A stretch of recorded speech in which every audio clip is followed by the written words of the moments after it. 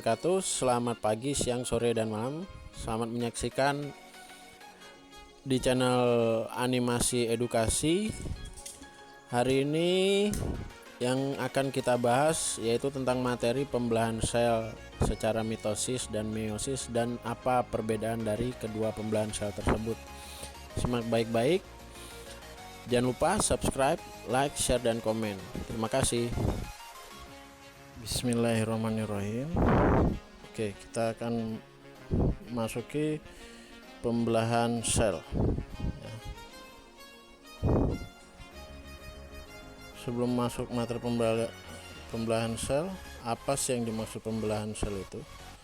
Mengapa dalam mempelajari sistem reproduksi pada manusia kita harus mempelajari pembelahan sel? Apa hubungannya dan apa kegunaannya dalam kehidupan sehari-hari? Nah, di sini nanti akan kita jabarkan bersama-sama agar kalian lebih mengerti. Oke. Pertama-tama yang harus kita ketahui bahwa manusia pada awalnya berasal dari satu sel, dan sel itu membelah-belah menjadi sekitar 200 triliun sel ketika menjelang dewasa. Kemudian di kelas 7 sudah dipelajari sel berubah bentuk dan fungsinya juga, yaitu sel berubah menjadi jaringan, jaringan berubah menjadi organ menjadi sistem organ pun berubah menjadi organisme atau makhluk hidup. Kita semua dilahirkan oleh ibu. Ibu tidak mungkin bisa mengandung dan melahirkan tanpa sosok ayah. Ibu dan ayah memiliki keturunan sebab memiliki sistem reproduksi masing-masing.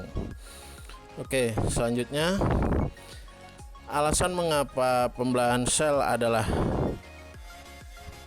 didasari oleh 3 fungsi dari pembelahan sel itu sendiri. Jadi sel itu memiliki fungsi-fungsinya dalam kehidupan suatu makhluk hidup. Fungsi yang pertama dari pembelahan sel itu sendiri adalah yang pertama sebagai pembelahan sel untuk pertumbuhan ya. Sel membelah dari satu menjadi banyak dan kemudian bentuk tubuh membesar, bentuk tubuh memanjang dan memiliki fungsinya masing-masing ya. Artinya fungsi sel bisa tumbuh dan berkembang. Contohnya saja misalkan kita dalam memotong kuku atau memotong rambut ya. Itu kuku kita tidak akan pernah habis sampai kita mati, dan rambut kita tidak akan pernah tidak tumbuh kecuali ada suatu penyakit. Kemudian alasan kedua adalah untuk perbaikan kondisi tubuh, yaitu ketika terjadi luka, baik luka dalam ataupun luka luar pada bagian tubuh, sel membelah untuk melakukan perbaikan pada bagian jaringan tubuh yang terluka ya. Itu fungsi yang kedua dari sel. Contohnya ketika tersayat pisau, tersayat apapun, atau luka pada lambung ya, itu sel akan memperbaiki bentuk tubuhnya kembali seperti semula. Kemudian fungsi yang ketiga ialah pembelahan sel untuk reproduksi. Nah, ini yang ada hubungannya dengan kehidupan sehari-hari dan pembahasan materi kita kali ini. Pembelahan sel untuk reproduksi biasanya terjadi pada alat kelamin laki-laki dan wanita. Alat kelamin laki-laki dan wanita berbeda-beda ya, tidak sama ya, fungsinya pun berbeda-beda, tetapi jika bergabung dia akan menghasilkan satu keturunan yang melangsungkan kehidupan untuk kedepannya. Selanjutnya, berbicara tentang sel sendiri itu memiliki teori tentang pembelahan sel ya.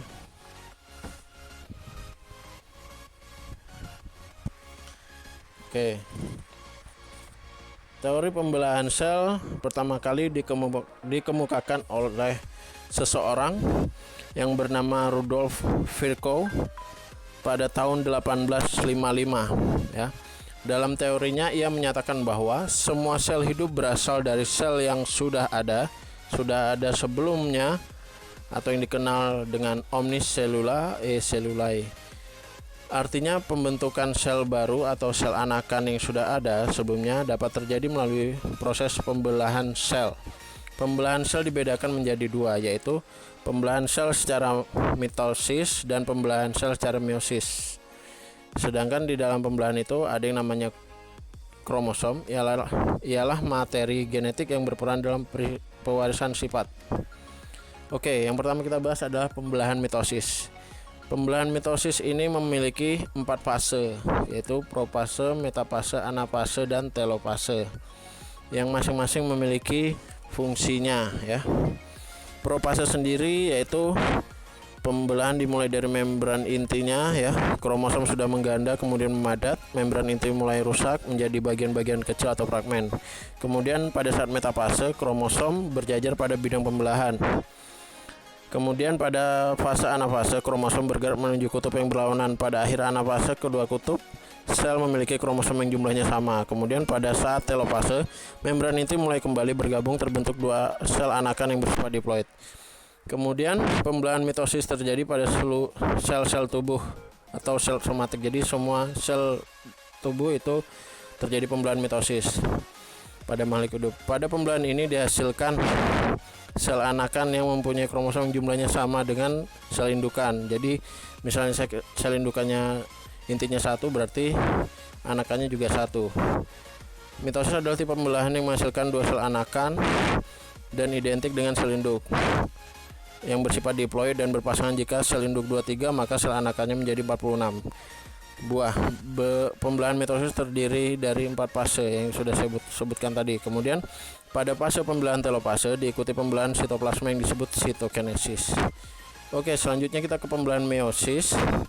Meiosis ini terjadi 8 fase, tapi yang berasal dari 4 fase sama seperti mitosis ya, yaitu profase, metafase, anafase, telofase 1.